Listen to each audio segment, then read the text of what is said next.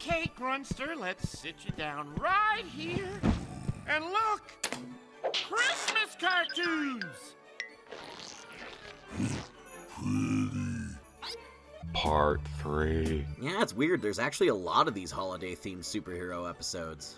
Though I've gotten some of the more obvious ones out of the way already, there's still enough to do another Christmas video that won't perform very well. Maybe you could start marathoning these every December once I've built up a bunch of them.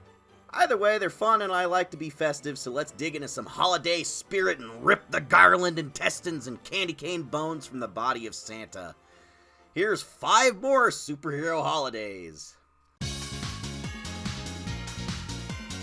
This one's weird, because it's definitely a tie-in with Avengers Assemble, but the title of it is Marvel Superhero Adventures Frostfight. Even though Marvel Superhero Adventures is like a separate animated show more aimed at preschool age kids using the 2017 Marvel cartoon designs for the bookends and a chibi art style for the shorts themselves.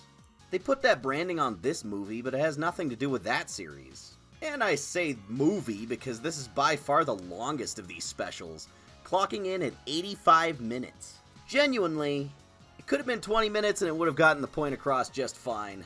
The story for this one is that Loki wants to steal the power of Santa Claus, who is a real guy in the Marvel Universe, for nefarious purposes of an unsavory nature.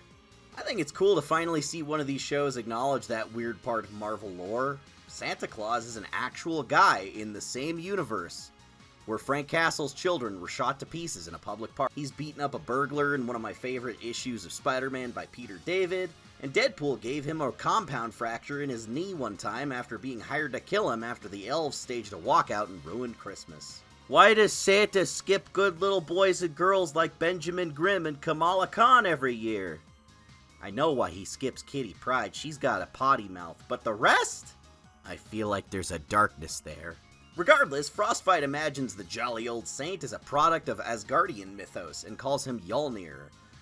They treat his magical abilities as a superpower the same as Thor's hammer, and for some reason Iron Man is convinced he can't possibly exist because of the math not lining up for how Santa does his thing, despite hanging out with a bunch of, gods and monsters. But the young rookie Avenger Reptile of Superhero Squad fame still believes.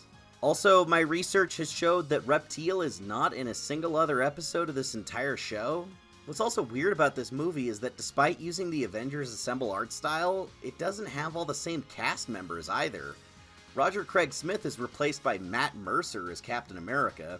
This is weird for me because after watching all the Marvel anime last year, I associate his voice with Iron Man. There's a rotating group of guys who can all kinda sound like Robert Downey Jr. that just get picked at random, and all of them sound pretty much the same. Which is to say, they all remind me of... Jarvis, initiate cock and ball torture protocol. Matt Mercer is actually my favorite Iron Man voice. I kinda wish he would get to do it more. Anyway, according to this special, Santa may actually be the fastest speedster in the Marvel Universe. He's their equivalent to the Flash, and both of them have a habit of breaking and entering. Frostfight is kinda hard to sit through. The humor is bad. Time to make some ice scream. Get it? It's a play on words. And the animation is so stiff. The fight scenes are kinda toned down for the younger audience, and somehow the whole thing feels very dry and low energy. There's so much dead air between characters talking, and the sound mixing is really limp. Despite being over an hour long, it feels much longer because there's so much downtime of characters just sitting there and talking about stuff. But not interesting stuff. There's a B-plot of Rocket and Groot from the Guardians cartoon trying to score a bounty by taking in Santa, but it doesn't really need to be there. The payoff is that they show up to shoot this ice giant guy, and they brought Mrs. Claus. I feel like they're just there because Guardians movies are popular around this time, and Marvel wanted to keep them present for cross-promotion.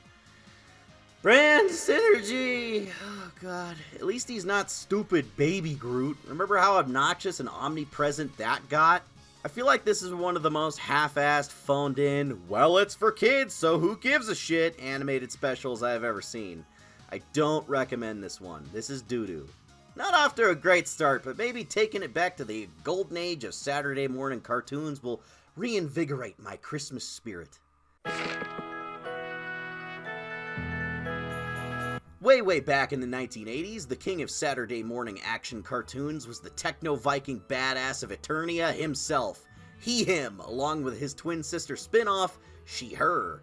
Even though Eternia is a distant alien world in the center of the universe where magic and advanced technology coexist, they still know about the concept of Christmas because He-Man's mom is from Earth. Go figure. It's better than that stupid-ass Life Day in Star Wars, I suppose. Happy Life Day, pal. Prince Adam's dumb idiot comic relief sidekick Orko accidentally hijacks a spaceship and takes it to Earth, where he learns all about Christmas from the locals. Once they teleport Orko home, they realize they nabbed these two Earth kids along with him, and they will have to throw a Christmas celebration while they wait a few days to send them back once the teleporter recharges. Because of this horrible inconvenience to Santa Claus having to go all the way out of his way to Eternia in the center of the universe, what the guys? A crazy superpowered monster thing named Horde Prime enlists Skeletor and Hordak to ruin Christmas because big cosmic beings inside of clouds are always jerks. I know a lot of that sentence is just gibberish. It sounds like not even the same language. If you watch this, you know who these people are. It's fun watching these two villains interacting and having a contest to see who can ruin Christmas harder. Hey, She-Ra! What's the worst fandom other than Spider-Man? Swifty. Despite being half the length of Frostfight, the pacing is way better. So much happens in this 40-minute special that it's hard to succinctly summarize all of it without just going into cliff notes. But I appreciate that it feels like you're getting your money's worth for action and plot and a little bit of Christmassy stuff. The best part is that the hero that saves the day at the end is Skeletor. He gets so overwhelmed by the children's innocent Christmas joy that he can't help himself and repeatedly saves their lives from the other bad guys. He's so embarrassed by acting heroic and kind. If he had a face, you just know he'd be blushing. This one's fun and too cute to pass up. I do recommend He-Man and She-Ra, Save Christmas, blah blah blah, whatever. Alright, the Christmas spirit is rising. We're so back! Oh my god, Plastic Man is voiced by Master Shake from Aqua Teen. This show rules. In this easily digestible 11-minute short, Green Arrow desperately tries to impress Batman with a Christmas party, and Plastic Man invites superpowered Hulk zombie Solomon Grundy for some reason. It's short, funny, and to the point. I like how this show portrays the Justice League like casual work friends that just chill when they're not superheroing. Kinda like the dynamic from the Robot Chicken specials, just less animosity and cynicism. This show's also got a really great voice cast. Hi, Batman. I didn't think you were coming. Put me down. Oh, I miss Kevin Conroy. I only got to speak to him twice, but he was super nice both times. R.I.P. Dark Knight. Because this show's episodes are so quick, they sometimes have a hard time fully developing characters and conflicts, but this one manages to pull it all together at the end in a satisfying way that fittingly emphasizes the spirit of giving and hanging out with 100-year-old giant muscular zombie gangsters. You think Fred Tatasciore throat ever hurts after voicing characters like these?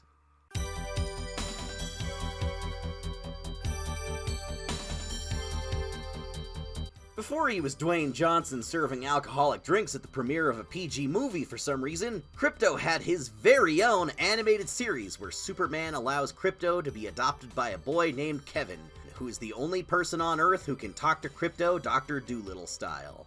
I feel weird seeing this show in such crisp HD widescreen. I remember this exclusively crunched down on my old CRT TV in the mid-2000s when I was homeschooling and watched cartoons 11 hours a day after finishing all my homework in one. We've really hit this strange effect where old stuff just isn't going to look old anymore.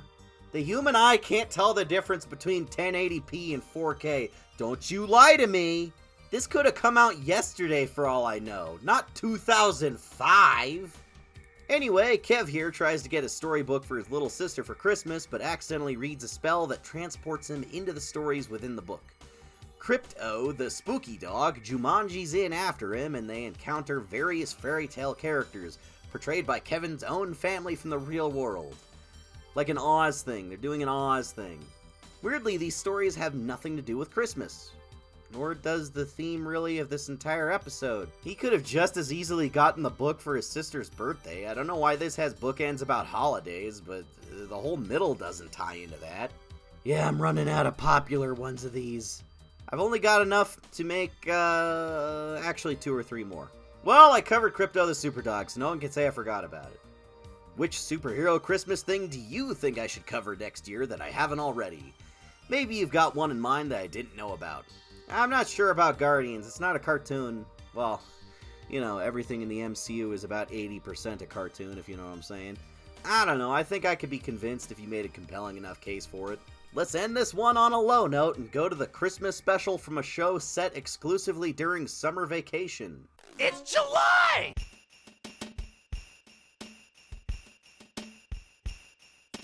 I feel like this episode is the product of someone in a position of authority at Cartoon Network telling the Ben 10 staff, hey, you should do a Christmas special. This is non-negotiable. And then they had to scramble to figure out how to make it work, despite the whole show taking place over a single summer. You ever think about how they go on so many adventures in this series that these things need to be happening once daily?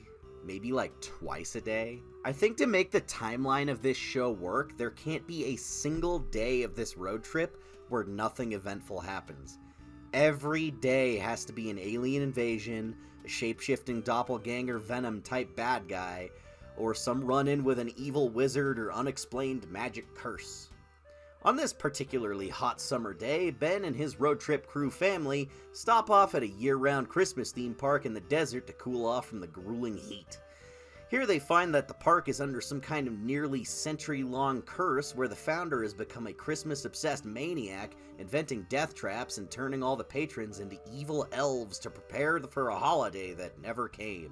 Why are their eyes like that? I don't like the way they draw the eyes. Upon seeing his big red shirt and large belly, the villain mistakes Grandpa Max for a Santa Claus and forces him to go along with their plan. I think this is a weird case where the cartoon refuses to acknowledge Santa as real, because Grandpa Max never states that he is, and he seems to think this guy's a lunatic for believing in Santa's existence. This is a cruel world where fascist spacefaring alien overlords and assassins exist, but the magic of Saint Nick does not. Instead of snapping Jingles the Crazy Elf King out of his delusion, they realize the only way to break the curse is actually just to humor the poor guy and use Ben's scary alien bullshit to make their Christmas dreams come true by actually delivering presents all over the world in the middle of summer. This is where the suspension of disbelief is inexplicably shattered, even if they introduce some kind of sci-fi machine that can quickly autopilot anywhere on Earth. Now, I could buy that on its own, but the sleigh is being hoisted by Ben as Stinkfly, and he has to do all of this in under 10 minutes before he turns back into a human. Come on, we gotta go! This is beyond Santa delivering to billions of houses from dusk till dawn. At least that's multiple hours. This is going to every house in the world in under 10 minutes. I don't think even the Flash has a feat like this under his belt. When we're having pointless discussions of power scaling, I think this needs to be addressed in some way, because Ben Tennyson temporarily became the fastest object in the entire history of the space-time continuum without melting Grandpa Max's face off in that sleigh behind him. Yes, it's a dumb episode. Who cares? I know I'm reading too much into it. So the day is saved, and because of this mysterious curse being broken, all the boys and girls in the Christmas Village theme park are magically freed. And it's like the whole weird elf slave for 80 years thing never happened, because their friend shows up as an old man who had a normal life. Perhaps this was a magic curse, or perhaps this is the result of Ben moving so quickly that he accidentally altered the course of history like in Flashpoint and had a positive effect of saving these poor people from a life of Yuletide servitude to a despotic Rankin Bass fetish fiend. There's also some message about how it's not the gifts you give on Christmas, but the thought that counts, and it's just all about spending time with loved ones instead of getting huge presents.